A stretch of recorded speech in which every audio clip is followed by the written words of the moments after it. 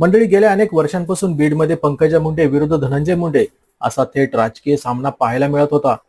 पण आता दोघांच्याही पक्षांची युती झाल्यामुळे यावेळच्या लोकसभा निवडणुकीत पंकजा मुंडे यांच्या प्रचाराची जबाबदारी धनंजय मुंडे यांच्यावर सुद्धा होती.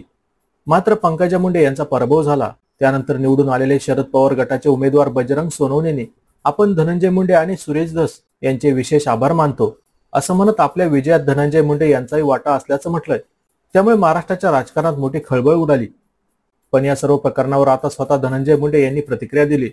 धनंजय मुंडे पंकजा मुंडे यांच्याबद्दल म्हणाले की पंकजा मुंडेंच्या प्रचाराची जबाबदारी माझ्यावर होती. त्यामुळे या पराभवाची पूर्ण जबाबदारी मी घेतली आहे. या पराभवाचं मला दुःख आहे, खंत आहेत.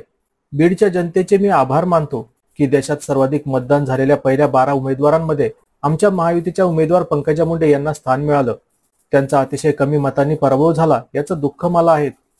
त्यानंतर बजरंग सोनवणे यांनी केलेल्या वक्तव्यावर धनंजय मुंडे म्हणाले की निवडून आलेल्या खासदारांनी माझे विशेष आभार मानणं म्हणजे त्यांना संभ्रम निर्माण करण्याचा सल्ला कुणीतरी दिला आहे.